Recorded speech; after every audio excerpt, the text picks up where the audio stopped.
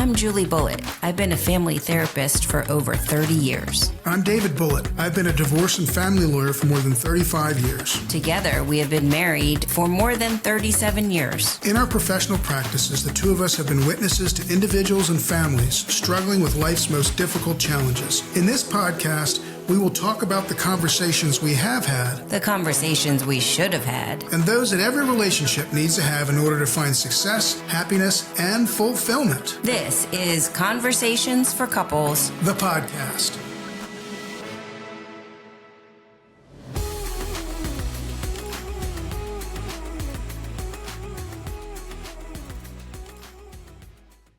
Welcome back to Conversations for Couples, the podcast. Today, unlike what we often have, which is many times a lot of different folks from the mental health field, we have someone who sort of bends my direction in a way. And anyway, this fellow's name is Joe Dillon. He's the co-founder of Equitable Mediation Services.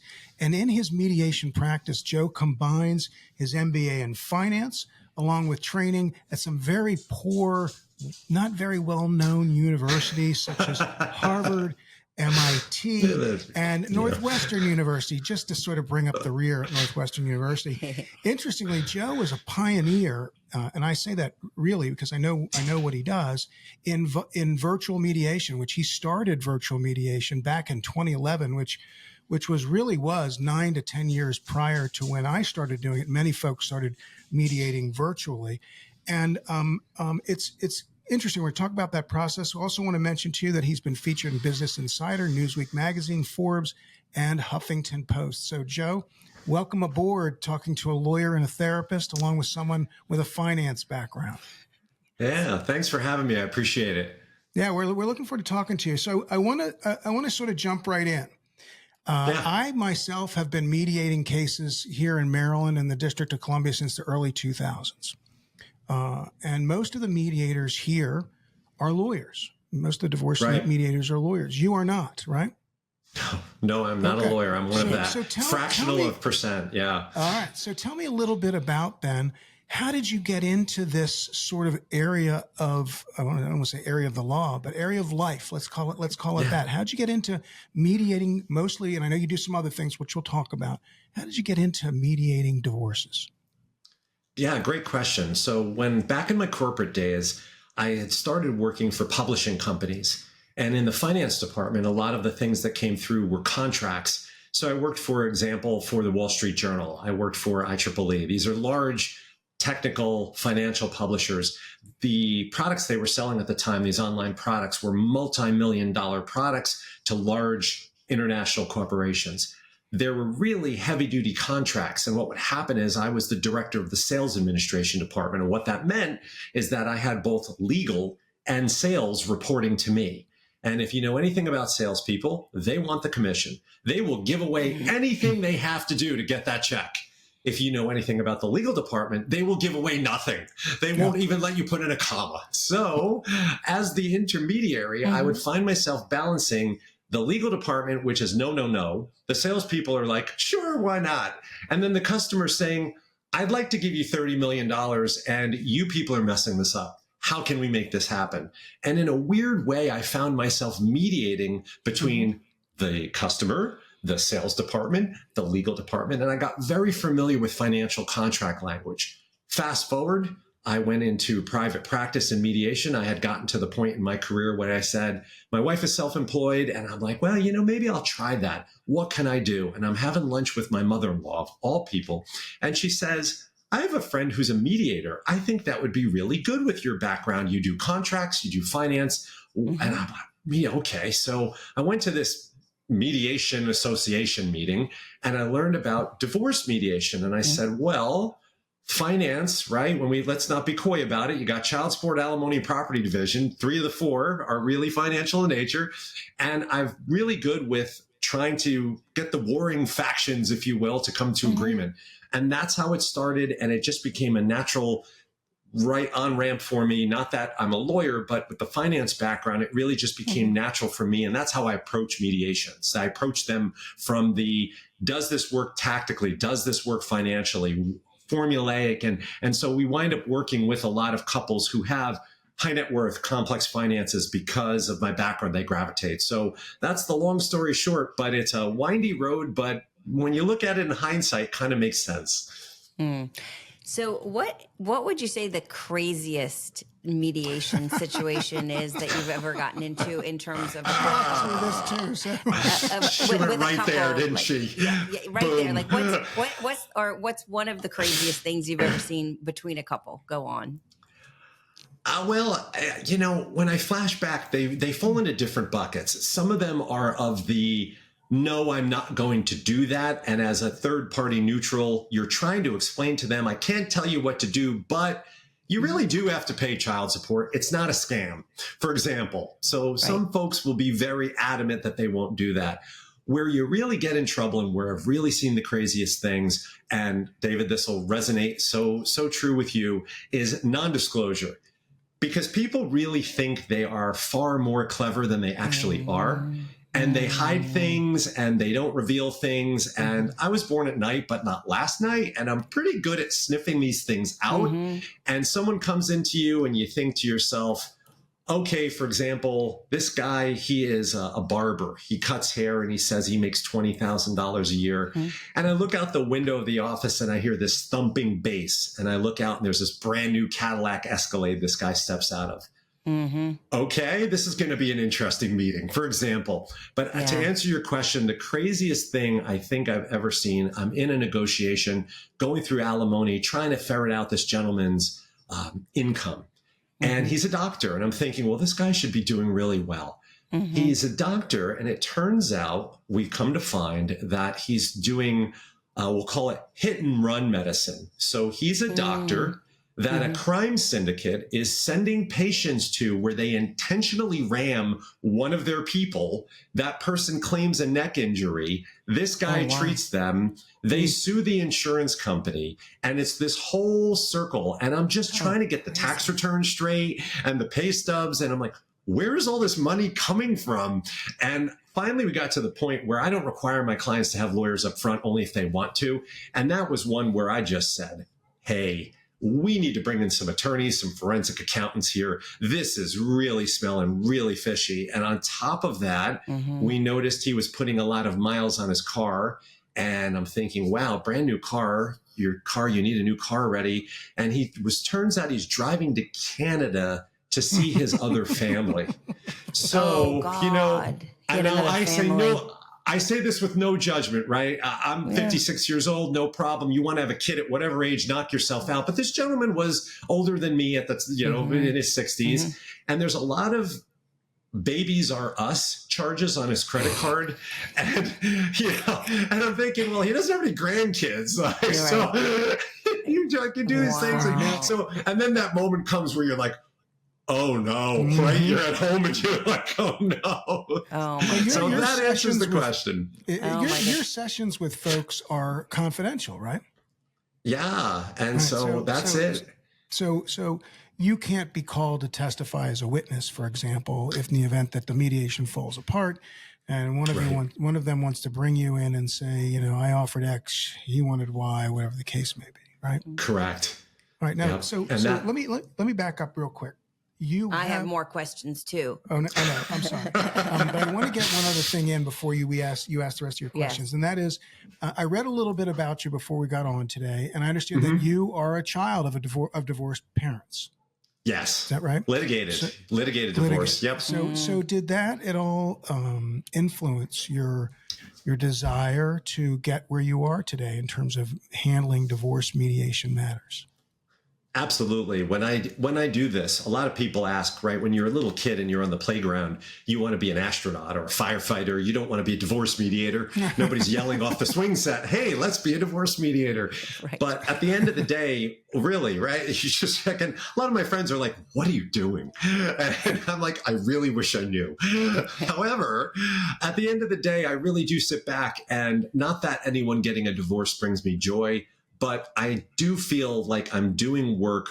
It's that I'm not a religious guy per se, but there's that kind of Buddhist philosophy when you throw a stone in the pond and all the ripples go out from the center. I feel like I'm throwing that stone by helping people have an amicable divorce so that their kids will see good behavior modeled and their kids and so on and so forth. And at the end of the day, when I look back at it, I say, sure, I've helped a lot of couples end their marriage, but I feel like I've also saved a lot of families. And I look at mine, my story is so burned down the house, parents litigated, screaming and yelling. I'm sitting in the back of the courtroom.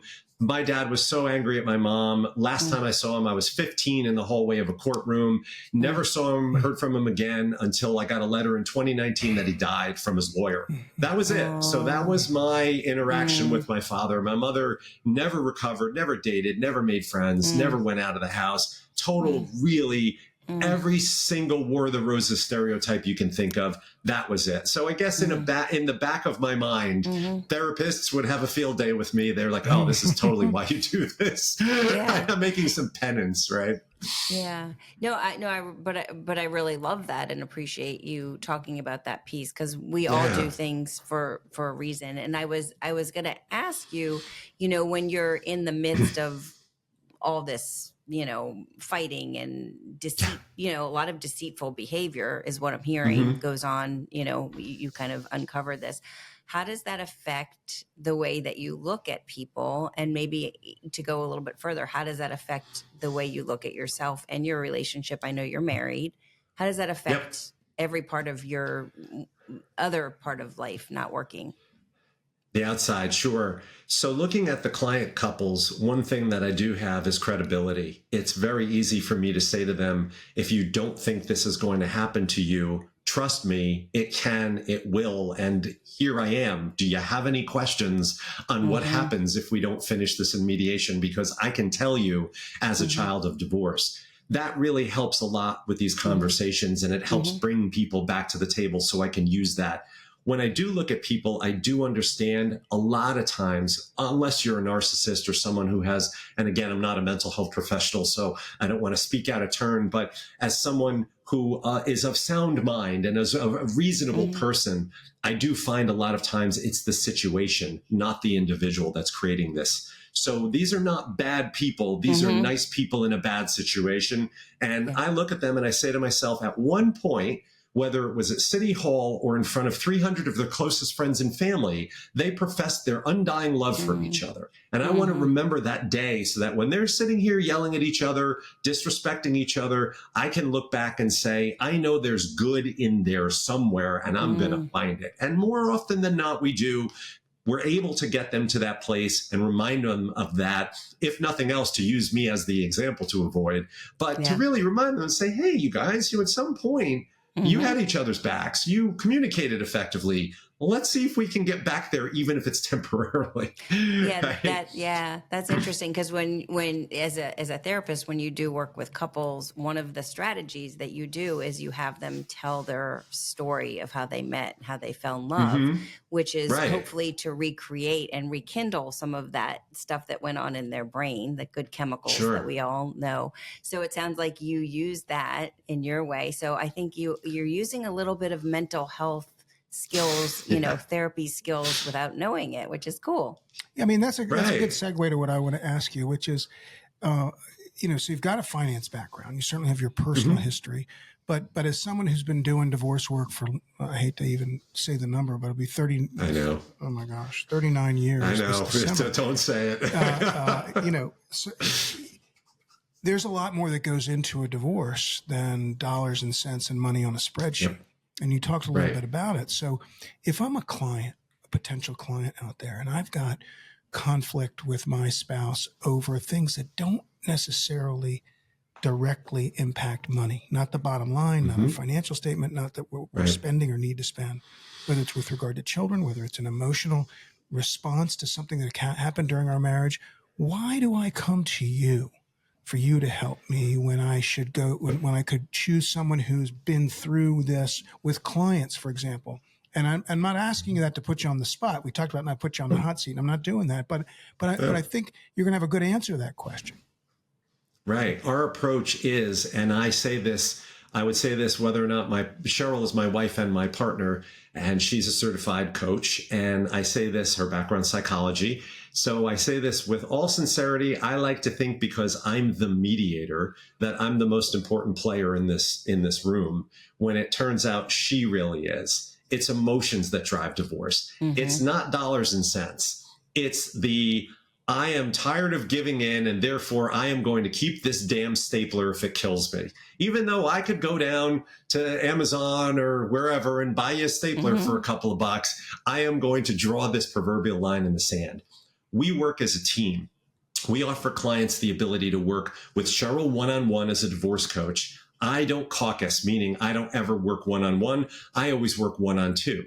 This way they can work with her, work through those strong emotions. Like you said, David, it's a lot of it is really just, I've had this boiling for a while, especially some clients we have refuse to go to counseling, refuse to go to therapy. We even ask that in our intake, and we ask that during the initial meeting. I'm not pro-divorce, I'm anti-conflict. So I'm trying to see, even, is there a way that these folks might be able to communicate or might be able to fix this? If one of them says, absolutely not, I'm out, then okay, we have our answer. But by working with Cheryl in conjunction with me, we always work separate. She's not in session in mediation with me, but they learn negotiation strategies. They learn how to manage the button pushing, how to ask calmly, how to use I-focused statements, all the things, right? And I know you guys are smiling because this is what you also think and do. That's how we get them to try to understand this is how you need to communicate, because guess what? If you have kids, just because you're not husband and wife anymore doesn't mean your mom and dad goes away. You're still going to be interacting, and you're going to be having much bigger conversations when somebody shaves their head or pierces the eyebrow or wants to buy a car or drops out of college or does whatever it is that you all are going to have to figure out how to get through. So that's how we balance it. We use that coaching combined with mediation to help clients kind of as a complete package. So hope that answers the question. It does. And as a follow-up to that, I'm wondering if you get any pushback from, quote, professionals, from lawyers who do this kind of work like I do. Any pushback from those folks? Don't go to those folks. They're not lawyers. They don't know what the court's going to do. They don't know any of that sort of lean on to you from other folks in the community, whether you're in California or in Illinois or wherever you might be working. It does. There are some clients and also some professionals who are not supportive or desirous of mediation. One of the things that I think makes mediation scary is that it empowers people. And I say this in all sincerity, the scariest thing someone can ask you is, what do you want? We're so conditioned as kids, color in the lines, sit in this chair, stand in that line, pay this bill on this day. We're always being told what to do. It's very rare for someone to say, hey, David, what do you want? You're like, what do you mean, what do I want? Like, I thought you were going to tell me what I get.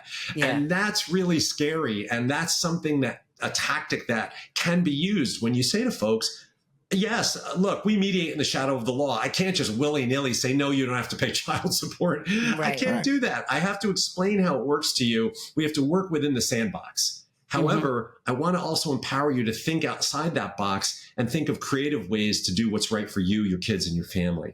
And that's where you get the pushback, where the clients are very frightened because they just don't know what to do. And so they shut down. I have to go get somebody to protect me.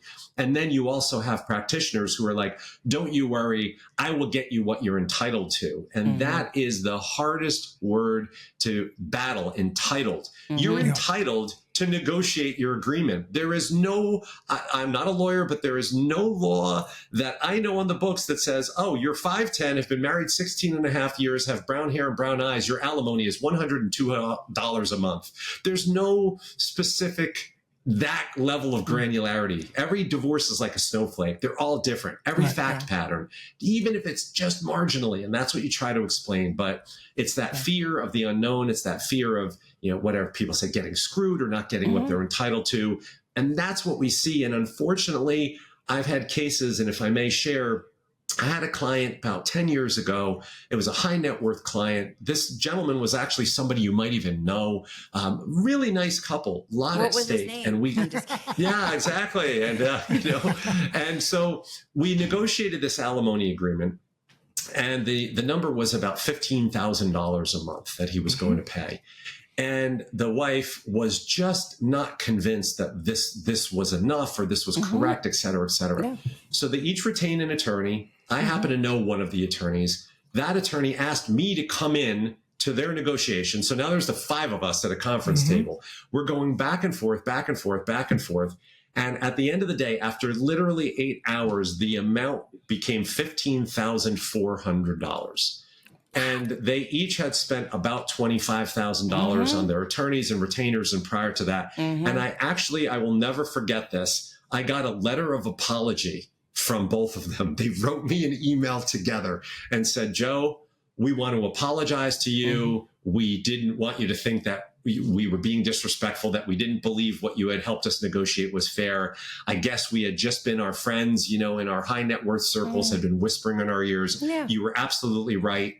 Thanks for being there for us. And I got to tell you, I was touched. And I came out of the office and I said to Cheryl, you got to come in and you got to read this. And it always drives how I practice to say, look, yeah, certainly you could get a couple $100 more, but what are you going to spend to do that? Yeah. That's really the question. Yeah. Right. Yeah. So if you're mediating all over, like different states and stuff like that, do you have to do a little research on the various laws in the state that you're working in? Sure. We do. And we limit our practice because there's states that are more mediation friendly than others. And we try to stick to those. Also ones that have more clear guidance and guidelines, they're a little easier to work with. So yes, to answer your question, 100%. We go in and we only practice really in the states that we know. Right. And those are the ones that you see, So, and when you think about it, also a lot of it has to do with how supportive the community is. You got a state like California. So California has been mediating since 1961. Right. New York, maybe 2008, 2012. There's a big difference. New York's finally come online, but they were really pushing back pretty hard for a while. And so that's what we think. We look for states where mediation is supported, and it might not even be a state. Like, for example, Illinois.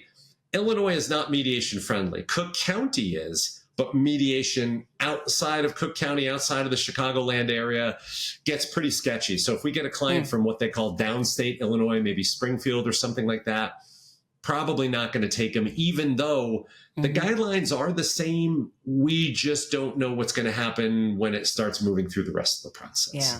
Yeah. Do lawyers ever bring their clients to you and say, look, we've got this case and we think you can be helpful to try to help us resolve it? On occasion, third party. Okay. Yeah, that's cool. We do. Yeah, we do sometimes get folks who'll push us in that direction and say, look, why don't you go mediate, see what you come back with. I'll interface. And even if it's a single issue or if it's something limited that we can help sometimes get them over the hump, we're always happy to do that. Do you ever mediate with lawyers present? Now, I know you told me about the one circumstance, but, so here in Maryland, for example, oftentimes I will mediate cases with parties and their counsel.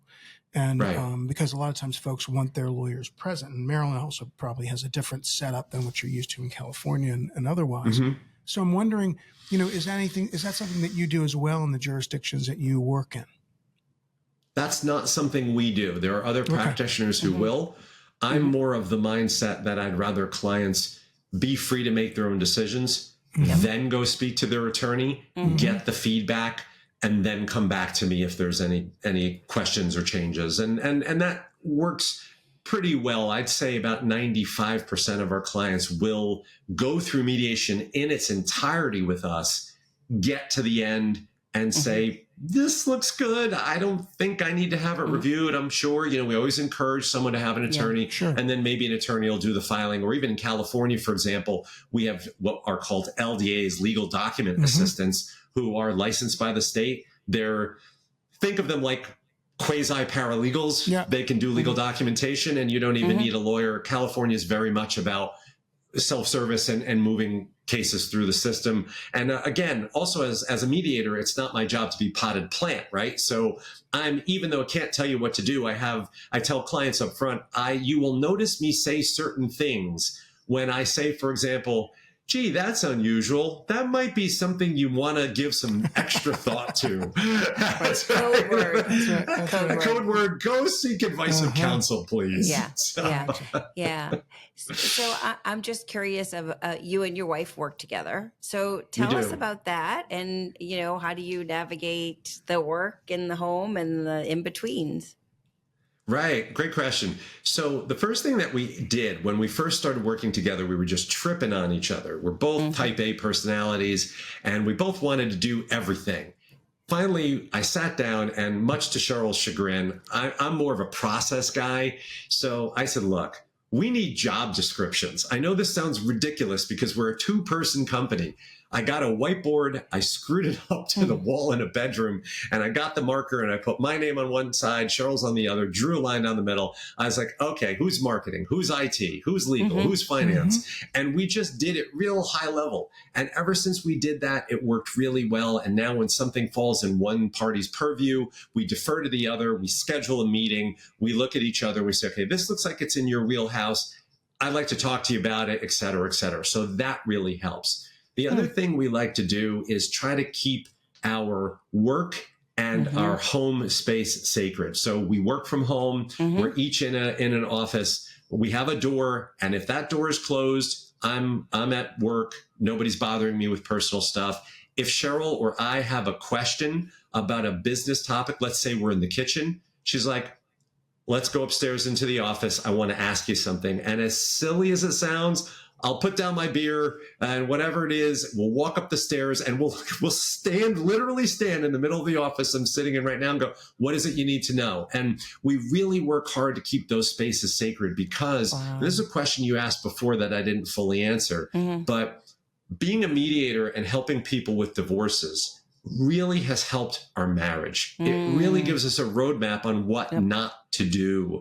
And we really want to make sure that those cases, we need to be our very best for these folks. We know that they're relying heavily on us to give them everything we've got. We need to be sharp. We need to be fresh. We need to be kind and caring. And we are, and we want to be. So we protect ourselves by keeping office hours, talking about business only in certain places of the house, restricting our meetings to certain lengths of time, all the things that we need to do is sort of self-preservation so we can be the best we can be. And that's really worked well because you can, as you guys know, you can talk about your business all day long, all night long. When the light's out, your head's on the pillow. We really want to make sure we shut that down, and we shut it down very early in our company's history. So that's worked really well for us. Yeah, we talk a lot about boundaries. And we work with folks.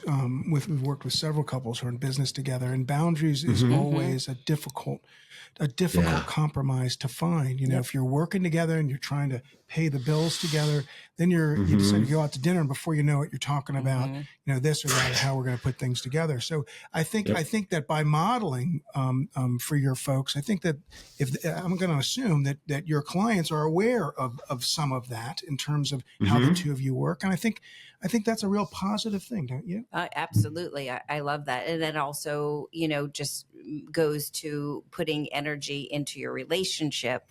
Because if you're sucking out all the energy with business talk, then, it's not that sexy, right? Like to be talking about other people's problems and mediation, and you have to be able to shift and have time for your own relationship. Yeah. So, I'm always curious around this. How do you and Cheryl, sort of take care of yourselves, like as, self-care? Tell us a little bit about that. And then what would you say are in the couples care kind of things that you do? The boundaries are one thing. Right. Great question. And we're very strong about this. We each have our own routines, but our self-cares, they're a little different. So for example, I like to exercise. And so we put a gym in our house because I, as a finance guy, said, if I'm going to spend $129 a month over the course of X years, I could have put that money and bought it, right? So I'm always doing the math and going, it's more financially advantageous to do this in the basement. And so I like to work out. I put my music on, I close the door, and for an hour and a half, that's my time. Cheryl likes to sing. So Cheryl sings. She takes voice lessons. She volunteers in the community. So she's actually a commissioner on our senior center in our town. She's a member of the Women's Club in our town. So she's active in the community. I'm a Rotarian, so I like to do service projects. So between the two of us, we have our separate service projects, which kind of feed our souls. I have my working out. She has her music.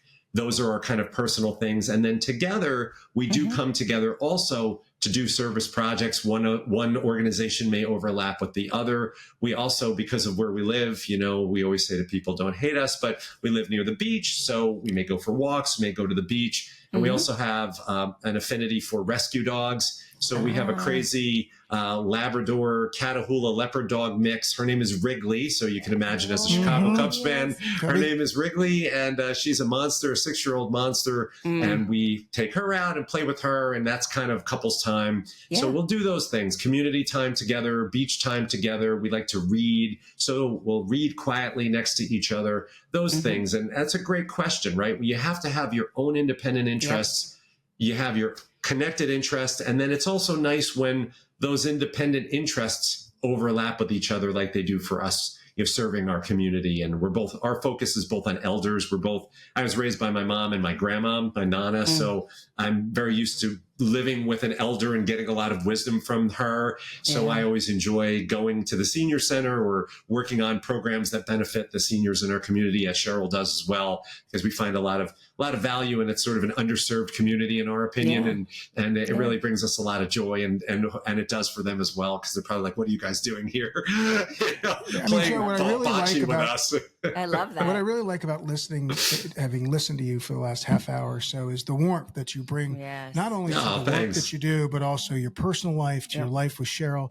And I think that for folks out there who are looking at the precipice of divorce, to have someone who exudes that sort of caring and warmth is generally speaking, not always, but generally speaking, a very helpful thing. And we really want to thank you for coming on today. And I know you work only in certain states, and we're going to list all those in our show notes. But very briefly, if you would tell folks what's the best way for them to find out more about you and maybe contact you. Certainly. Our website, definitely the easiest way to go. It's equitablemediation.com. You got to be careful. Don't spell it meditation. We get a lot of that. Get a lot of spam for yoga studios for some reason. They think we're some kind of meditation. So equitablemediation.com. And when you land right there, there's a button in the upper right-hand corner that says talk to us. We always want you to feel like you can get in touch. It's me and Cheryl. We're real people, even though, right, you look at everybody's on Zoom and these things. You can schedule a free call with Cheryl. She'll talk to you about your situation, see if mediation's right for you. If it's not even in a state we practice in, she can help coach, perhaps direct you to another resource. Then she'll say, hey, it's worthwhile scheduling a meeting with Joe, set you up to do that. But we want you to come to that website. We have a free resource center.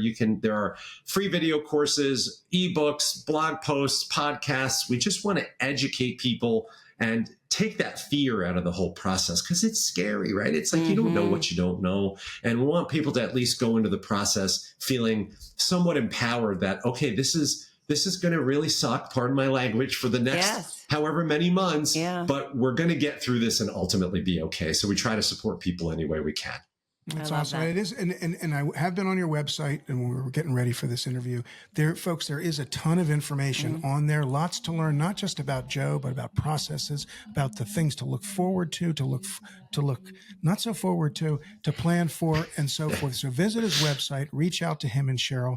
Joe, it's been an absolute pleasure having you from San Diego, California. And yes, we're a little bit jealous being on the East Coast, but that's okay. We're all right with that. Yes. Folks, hope you enjoyed this episode. Please listen in next time to Conversations for Couples, the podcast.